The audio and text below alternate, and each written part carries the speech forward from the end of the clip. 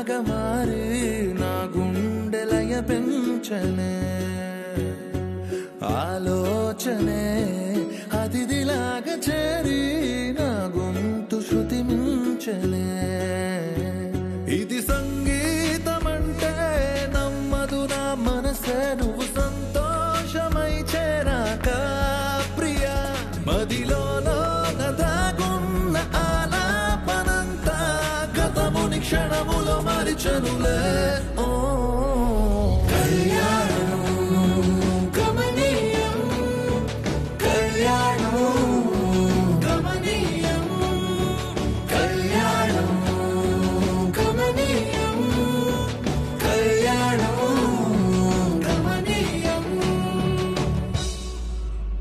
ఇవ్వు మహి, మనకు కావాల్సింది ఉందా లేదా చూస్తానేటి ఇవ్వు. ఇదిగో అక్క.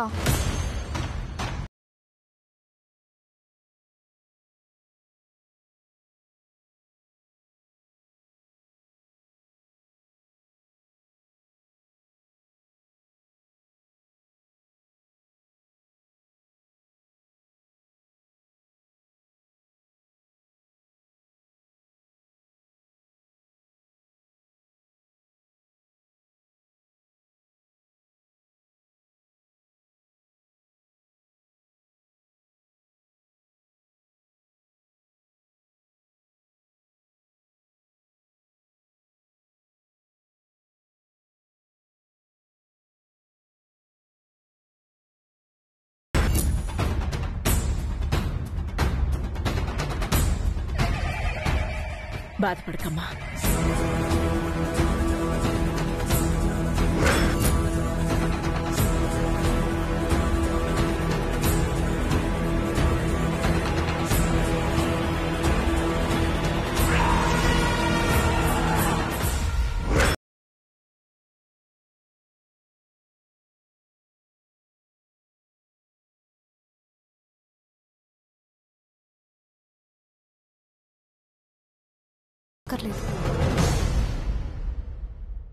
నాకు రాకెట్ ఇవ్వవా? నేను ఇవ్వను. నువ్వు వేరే రాకెట్ తెచ్చుకో ప్లీజ్. నేను ఇవ్వను. సరే.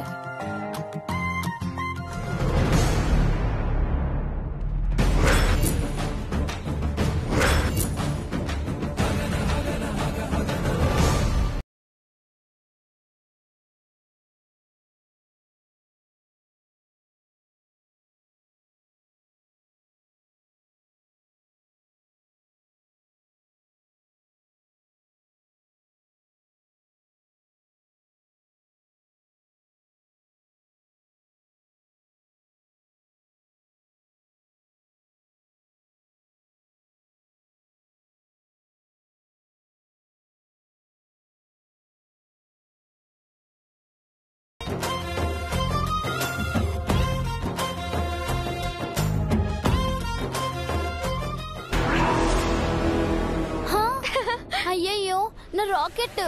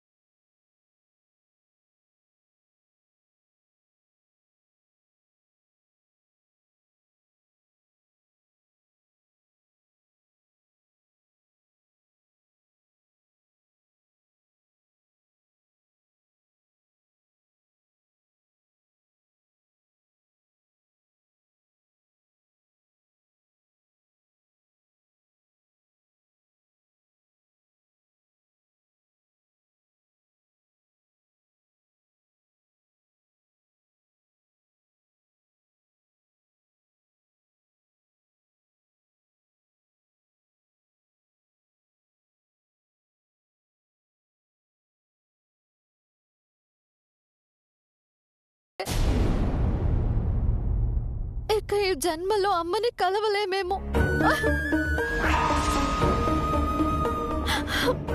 మనం అమ్మని కలవటం నాన్న చివరి కోరిక. అది కూడా తీరకపోతే ఇక మనం బతికండి ఉపయోగం ఏంటి? అవును, నాన్న చివరి కోరిక ఆ మహాతల్లిని కలవడం. అంటే ఇప్పుడు నాన్న కోరిక తీరదా? అమ్మో,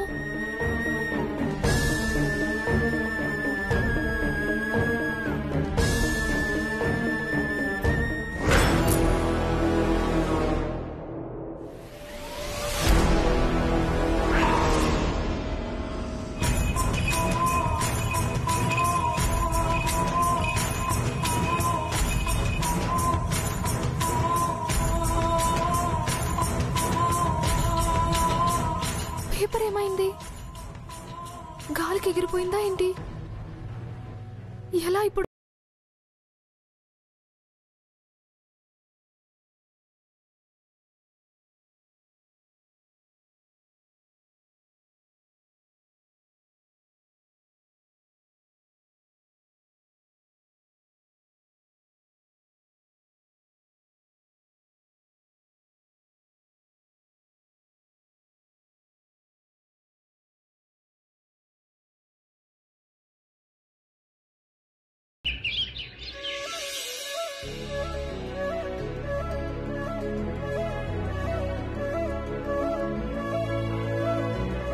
లక్ష్మి, అప్పడాలు ఇందులో ప్యాక్ చేసేయండి. అలాగే అక్క. ఎన్ని రోజుల నుంచి పిండి దంచుతున్నావే, అయినా నీకు ఇంకా పని రాలేదు. చూడు, చైత్ర నిన్న కాక మొన్నొచ్చింది. ఎంత చక్కగా దంచుతుందో. నేర్చుకుంటాలి సీతక్క. పనంటే భక్తి శ్రద్ధ ఉండాలి. నువ్వు ఇక్కడ వద్దులే గాని అక్కడికి వెళ్ళి అప్పడాల ప్యాకింగ్ పని చూడు. అలాగే సీతక్క.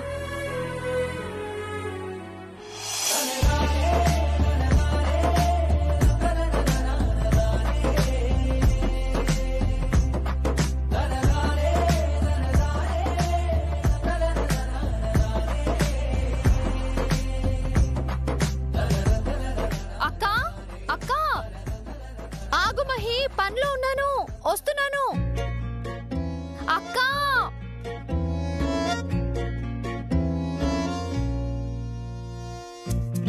మీరు దిక్కులు చూడకుండా చదువుకోండి. అక్కా, అక్కా.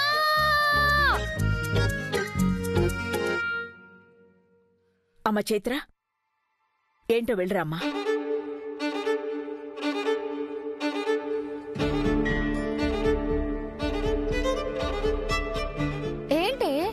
ఎందుకలా అరుస్తున్నావు? పేస్ట్ అయిపోయిందక్కా. అబ్బా, పేస్ట్ కోసం అంత గట్టిగా అరిచావా? అవునక్కా, నాకు పేస్ట్ కావాలి, కొంచెం తీసుకొస్తావా? అవసరం లేదు, దాన్నే గట్టిగా నొక్కు వస్తుంది. అలా ఇప్పటి వరకు 100 సార్లు నొక్కాను, పేస్ట్ రాలేదు, ఆయాసం వచ్చింది. ఇటివ్వు, నేను చేసిస్తాను.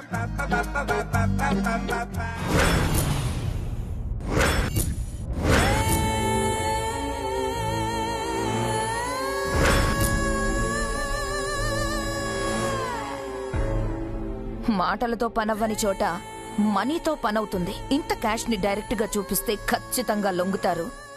మనకి వంగి వంగి దండం పెట్టి మరీ ఈ ల్యాండ్ నిస్తారు. అవును మేడం, ఎలాగైనా ఇక్కడే సెటిల్ చేసుకోవడం ఉత్తమం.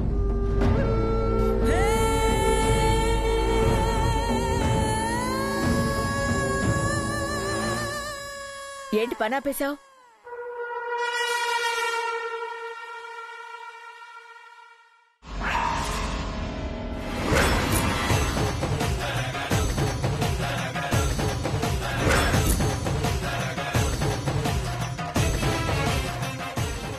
ఏంటి సీతారత్నం, నేను మళ్ళీ ఇలా వస్తానని ఊహించలేదు కదూ. ఎందుకొచ్చారు? నా ల్యాండ్కి నేనెందుకొచ్చాను అని నన్నడక్కూడదు.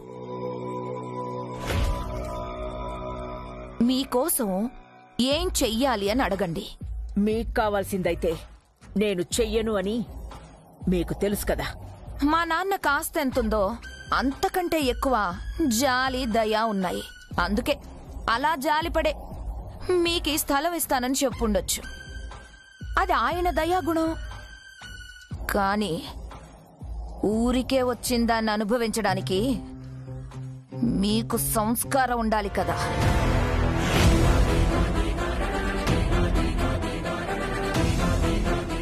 సంస్కారం గురించి మీరు చెప్తే తెలుసుకోవాల్సిన స్థితిలో అయితే నేను లేను. అవునులే, పరాయి వాళ్ల సొమ్ము తినడం మరిగిన వాళ్లకి సంస్కారం ఉండదులే. జాగ్రత్తగా మాట్లాడండి. మీరు వదిలే ప్రతి మాటకి మీరే బాధ్యులు. సరే, జాగ్రత్తగానే మాట్లాడుకుందాం. లాయర్ మేడం, ఆ సూట్ కేసు ఓపెన్ చేసి వాళ్ల ముందు పెట్టు.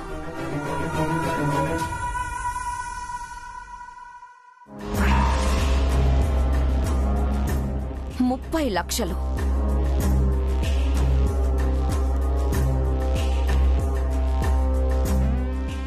మీరు 10 సంవత్సరాలు అప్పడాలమ్మినా రాని డబ్బు సింగిల్ అటెంప్ట్ లో ఇస్తున్నాను. ఈ స్థలం వదిలేసి వెళ్ళిపోండి. 30 లక్షలు కాదు కదా, 3 కోట్లిచ్చినా ఈ అమ్మ ఒడిని వదిలిపెట్టాం.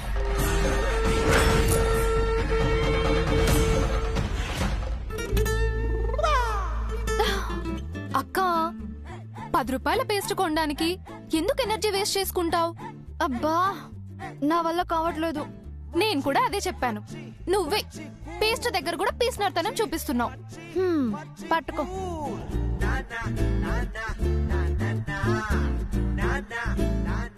వెళ్ళి తెచ్చుకో.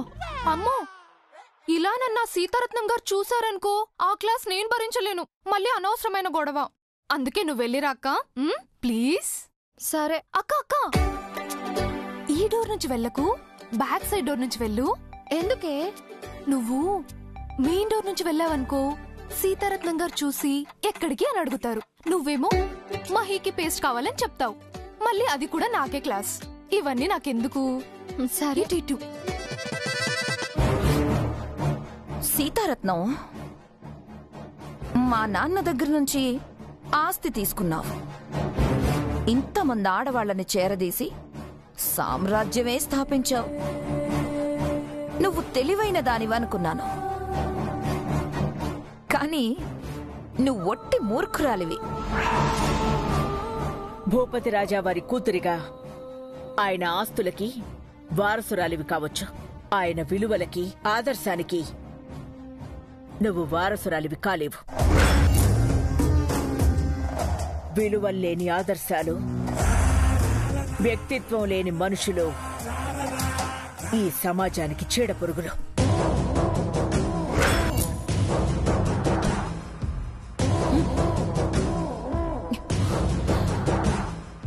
నా విలువలేంటో, నా వ్యక్తిత్వం ఏంటో నువ్వు చెప్పాల్సిన అవసరం లేదు.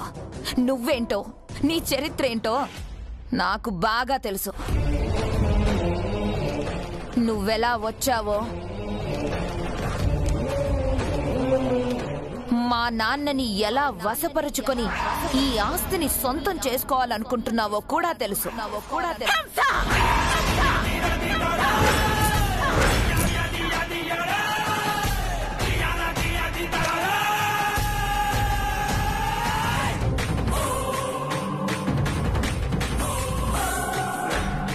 ఏంటి, నిజం చెప్పేసరికి కోపం వచ్చిందా?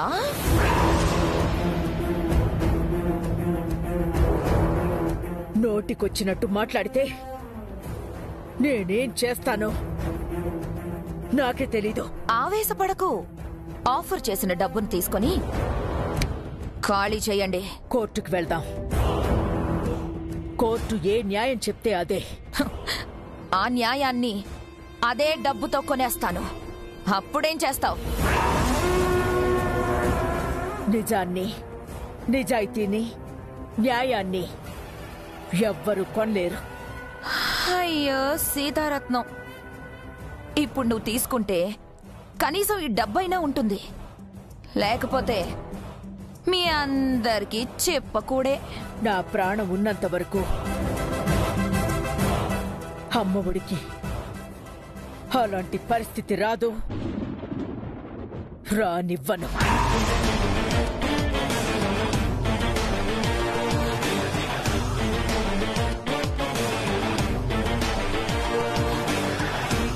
అయితే ఎలా తేల్చుకోవాలో అలానే తేల్చుకుంటాను. అలాగే. దైవ సంకల్పాన్ని ఎవ్వరూ మార్చలేరు. న్యాయం నా వైపే ఉంది. గెలుపు నా వైపే ఉంటుంది. అది చూద్దాం.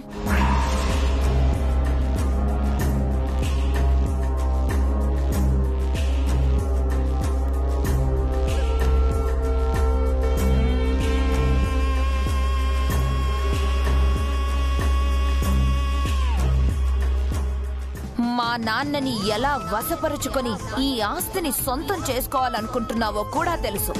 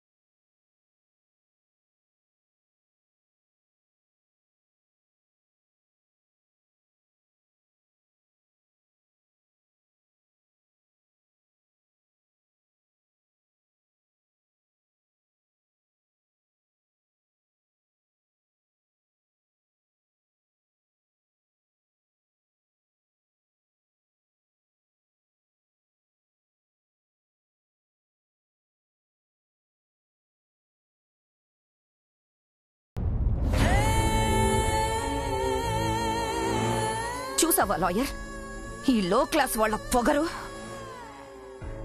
అసలు నాలాంటిది వీళ్ల వైపు చూడ్డమే ఎక్కువ. అలాంటిది వీళ్లతో నేను మాటలు కలపడం అంటే ఎంత అదృష్టమో తెలుసుకోరేంటి? నిజంగా దురదృష్టవంతులంటే వీళ్ళే మేడం. ఇంత మంచి ఆఫర్ ఇస్తున్నా కాదంటున్నారు. కాదు లాయర్, మంచిగా చెప్పినా వినడం లేదు. డబ్బు ఇవ్వాలని చూసినా మన దారికి రావడం లేదు. మరి ఎలా ఎలా వీళ్ల చేత అమ్మఒడిని ఖాళీ చేయించడం? ఒక పని చేయండి, ఇంకా కోర్టులో కేసుని స్ట్రాంగ్ గా మూవ్ చేయండి. మేడం, ఇప్పుడు కోర్టులో సివిల్ కేసులంటే తీర్పు వచ్చేసరికి అందరం ముసలవాళ్ళం అయిపోతాం. మరి ఎలా నా ల్యాండ్ ని నేను తీసుకునేది? ఇక్కడ పెద్ద కమర్షియల్ కాంప్లెక్స్ కట్టేదెలా? దానికి ఒక్కటే మార్గం ఉంది మేడం. ఏంటి? కోర్టులో సంవత్సరాలు జరిగే కేసులన్నీ కోర్టు బయట సెటిల్ చేసుకోవచ్చు మేడం. అలా సెటిల్ చేసుకోవాలంటే వీళ్ళు మన మాట వినాలి కదా.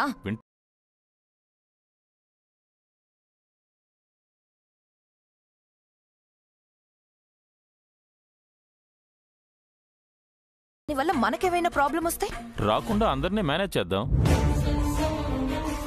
ఇలాంటి వాళ్ళకి వాళ్లే కరెక్ట్. వెంటనే మీ పని అయిపోతుంది. అయితే ఖర్చు ఎంతైనా పర్వాలేదు, ఇమ్మీడియట్ గా వాళ్లతో మాట్లాడి వెంటనే పని జరిగేలా చూడండి. అలాగే మేడం.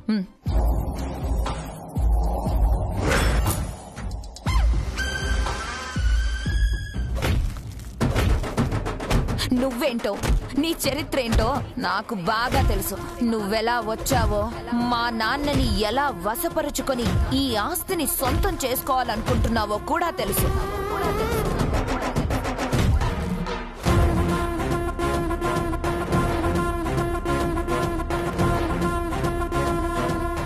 ఏంటి అందరూ అలా చూస్తున్నారు? ఏం జరిగింది?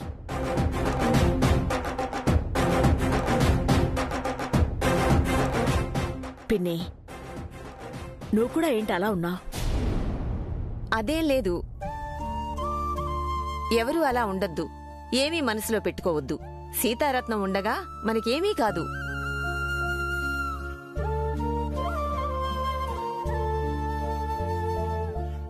పిల్లలు, మీ ఏకాగ్రత చదువు మీదే ఉండాలి. ఇక్కడ జరిగేవన్నీ బుర్రలో పెట్టుకోకండి, సరేనా? అలాగే సీతక్క. ఏం జరిగిందండి? ఆ భూపతి రాజా గారి కూతురు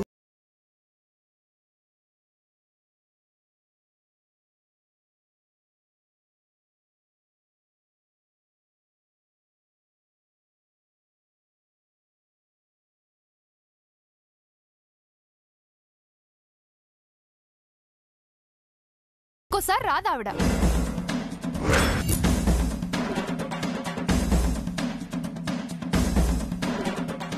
పోలీస్ కేసా?